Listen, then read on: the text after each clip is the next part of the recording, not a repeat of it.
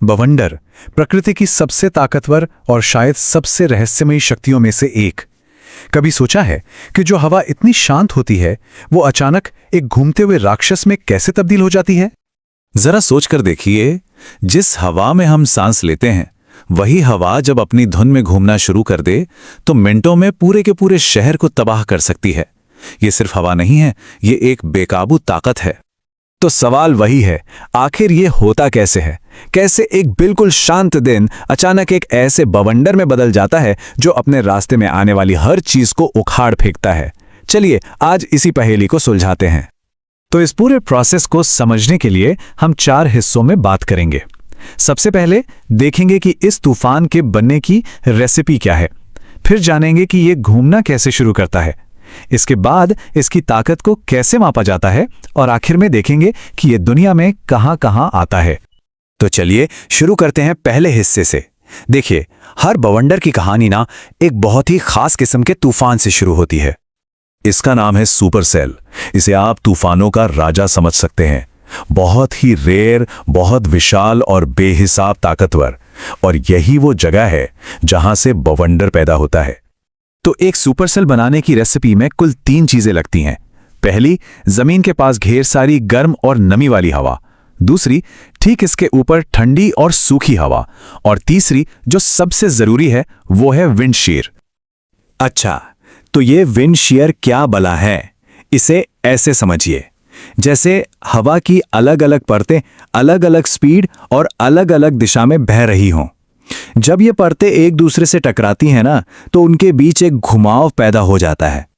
अब जब ये तीनों चीजें एक साथ मिलती हैं तो आसमान में हवा की अदृश्य घूमती हुई ट्यूब्स बनने लगती हैं। मतलब अभी बवंडर बना नहीं है, लेकिन समझिए कि बवंडर बनाने वाली मशीन का इंजन स्टार्ट हो चुका है।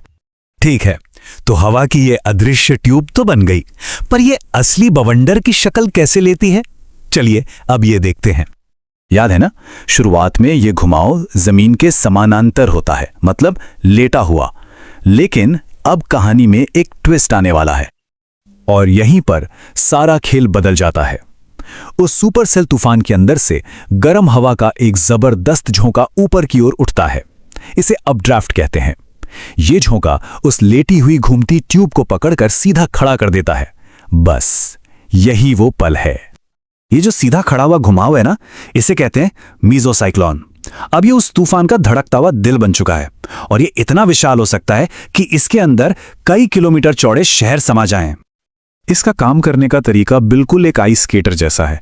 जब स्केटर को तेजी से घूमना होता है तो वो अपनी बाहों को अंदर की तरफ सिकोड़ लेता है। ठीक वैसे ही ये मीजोसाइक्लोन भी आसपास की हवा को अंदर खींचता है और उसकी रफ्तार और तेज होती जाती है। तो ठीक है, आसमान में एक बहुत बड़ा तूफान गोल गोल घूम रहा है, लेकिन ये अब भी बवंडर नहीं है। तो वो आखिरी चीज क्या है जो इसे बवंडर बनाती है? जैसे जैसे ये घुमाव और तेज होता है, तूफान के निचले हिस्से से एक कीप यानी फनल जैसा बादल बनने लगता है और धीरे धीरे नीचे जमीन की तरफ लटकने लगता है।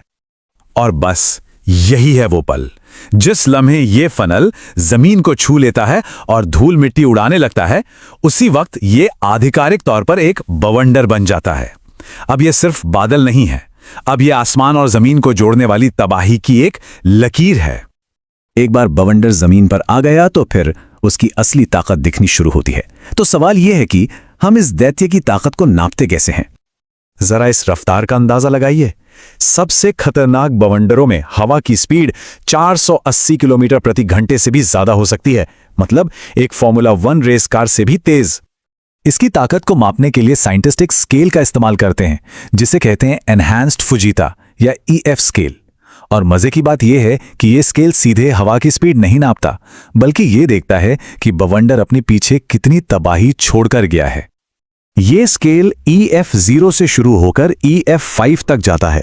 अब देखिए, एक EF0 बवंडर शायद सिर्फ पेड़ों की कुछ टहनियां तोड़ेगा, लेकिन एक EF5 वो स्टील की बनी मजबूत इमारतों को भी उखाड़कर समतल कर सकता है। मतलब तबाही का लेवल आप सोच सकते हैं।